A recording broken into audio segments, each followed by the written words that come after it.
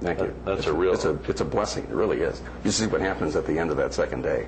What's that? Yeah. Tears and hugs and songs and celebration, and they're just they're so appreciative. Yeah. Do you all do more than one house while you're down? Well, this time we had 2 crews and we did 2 houses, not too far from all each other. from Risen Christ, a Lutheran well, church. No, it's kind of a sister church. Right. Sure. From all over. That's right. A tremendous commitment. What spurred you all originally to get into doing that? Well, 2 of the members of our congregation are contractors, are building developers. And our former pastor moved to a church in Michigan. That's the sister church. Got involved in that program and told us about it and recruited us to go and help them last year. So now we kind of become a part of it, and it's YWAM, Youth with a Mission. That's great. Yeah. That is great, Joe.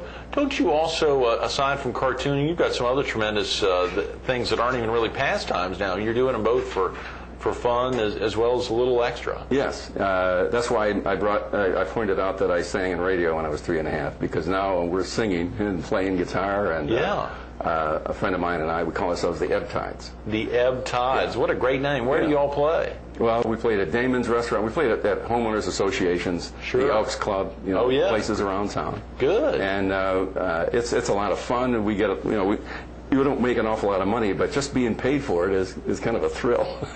Absolutely, it's like you're worth something in your music, and people do. We played at Covenant Towers last. Is that right? And that was a great experience because that's huge. They have a great big dining room, and the residents come down and they keep rotating. I don't know how many of them there are. At Covenant Towers. That is tremendous, Joe. Now, if a viewer wanted to get in touch with you about that, I should have asked you. They could use the Lifetown cartoons at sc.rr.com. Is that a? Well, that's no longer. I'm sorry. Okay, right. Excuse me. I'm looking at an email address that you sent out last week. Actually, what's the best way to reach you? I should have asked you that before we started filming. This is the Ebb Tides phone number. Is 843-650-5291. Right, 650-5291.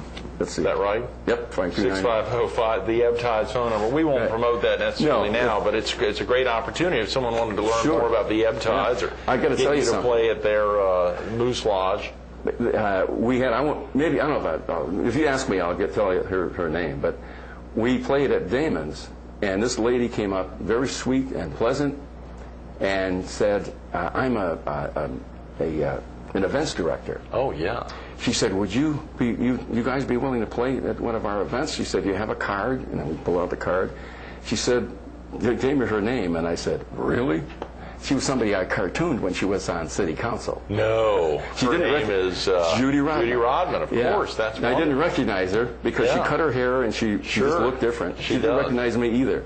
I don't know if she's going to call me or not. She may not. Was that one of those council members who may not have liked your cartoon? That's hilarious. Let's show some of these fancy. You're doing T-shirt cartooning now, Joe. Yes. Is that right?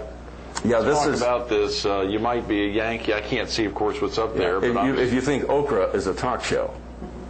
If you think okra, right? Okra that's great. You might be Yankee if you think okra. That's great. That's great. That's a good one. This comes from the cartoon strip. How about this one? I'll hold that up. This is from your Dixie cartoon. That's strip. right. Okay, let's see. You might be a Yankee if this ain't your kind of diversity. And those are all the battle flags from the South. Wow. Okay. I like that cover. I'm not even going to show that to viewers. It's a little, the front of the T-shirt is a little fancy. How about that? What's that? That is, if you might be a Yankee if you think collard greens is a golf course. If you think collard greens is a golf course. That's great. Well, here's the gal on the cover there who's kind of fancy. Yeah, it's kind of a takeoff on Daisy May. Daisy May. Yeah, that's right. She, the gal from the Dukes of Hazzard. Yeah. No, she was on Al Capp's cartoon strip, that Will Abner. I didn't follow cartoons or comics much. My father loves cartoons, Joe, but that's is that something a lot of folks really tune in for if they subscribe to a daily newspaper, they get their Sunday paper, I guess, which has a lot of cartoons in there. Well, when I was a kid, I went front page, war news, and the comics. And I absolutely, and I love the comics. I don't read the comics that much anymore. I'm love doing the cartoons, but Right. The strips have changed. Yeah. And I don't know. I guess my fascination as a reader is not the same as it was, but I like producing the editorial cartoons. What does it take to create one, Joe? Break it down for viewers real quick. I mean, you're just sitting there, you've got an idea in front of you. How do you go about actually drawing one out? How long does it normally take? Does it depend on the subject matter? Let's say the Brad Dean one from 8 days ago that came out on Thursday the 7th. Well, with that kind of, I use a quill pen. I use quill pen and brush and, Sure. circle. And the first thing I do is I'm out on the patio scribbling and just getting a rough idea of the composition of the thing. I try to make a decent composition out of it. Mm-hmm. And when I put it on my drawing board and do the drawing, I'll Google for people's images and they used to call it a morgue. A cartoonist would collect pictures. Right. Now sure. the morgue is right there online. So I go on Google and I'll get a picture of an airplane or a tractor or whatever it is I need. Mm-hmm. But in the case of that one with Brad Dean, I got a picture off the front page of a newspaper and of the sandcastle. Of the sandcastle. Right. And that required a lot of quill pen work. Mm-hmm. So and I tend to get a little detailed, and I like doing it that way. So it takes me 4 hours at least. It depends on what's going on. I get interruptions. But it takes me a couple hours to get the drawing the way I want to. Mm-hmm. Even though sometimes they're simple in it, you might wonder why. But it does. And then I spend my time really trying to render something that's funny and at the same time, a good quality piece of artwork. Mm-hmm. If you're willing to call cartooning artwork, of course, I think absolutely, it is. Yes. As a matter of fact, they used to say that fine arts painting was a lot like cartooning. Mm-hmm. You could take a picture of a landscape, but when you do a fine arts painting, you're really exaggerating the beauty of that landscape. Mm-hmm. Mm-hmm. And I said fine arts painting. Sure. On the other hand, with cartooning, you're exaggerating the humor. There is an exaggeration or a distortion to it that is a product of the thought process of the artist. Sure. Think back, Joe. You've done about 250 cartoons now for the Herald in the last 5 years. I think it was 2002. Mm-hmm. Is that right? When you joined the Herald. Right.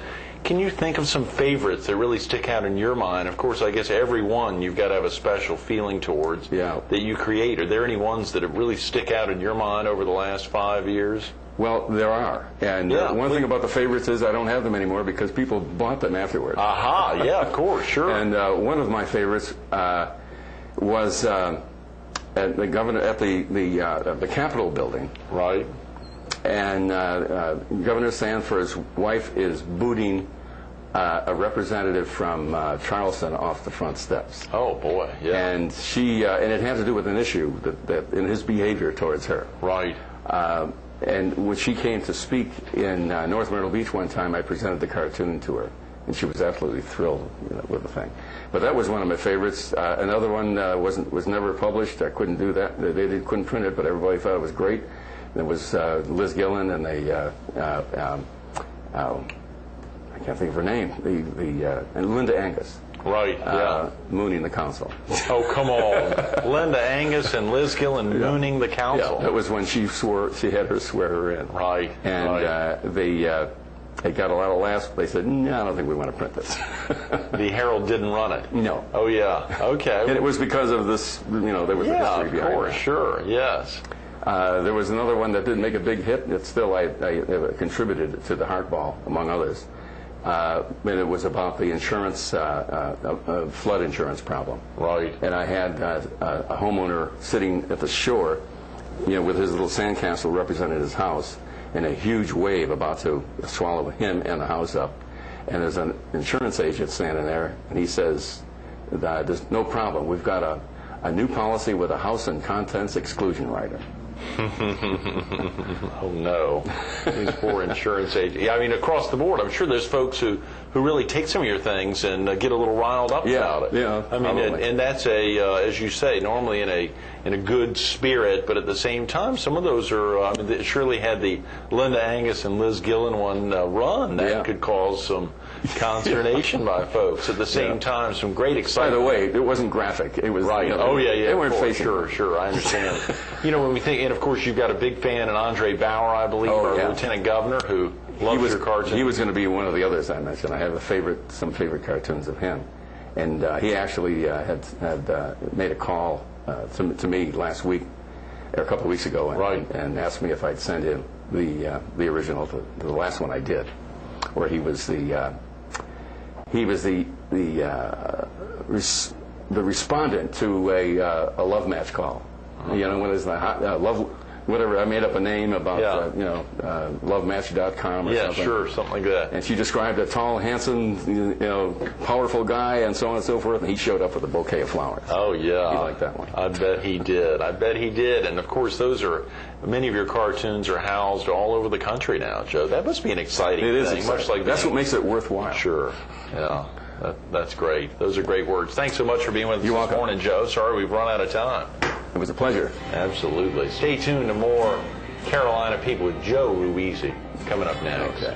Wish we'd had a chance to talk about Mr. Tubby. I remember last time interviewing Joe and that real-life clown down there near Nashville, Tennessee. It's a great series, and hopefully you'll have a chance to see Joe perform with Ebb Tide sometime, or of course catch one of his cartoons at the Myrtle Beach Herald, or of course you heard him talk about I Love Dixie, poking fun at Yankees, or locally poking fun at council members or other local citizens.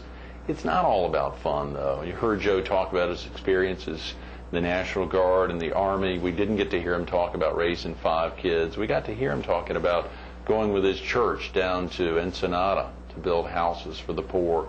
There's a lot more than just fun and games and cartooning. Take a look at myrtlebeachherald.com or ilovedixie.com to see Joe's work in action.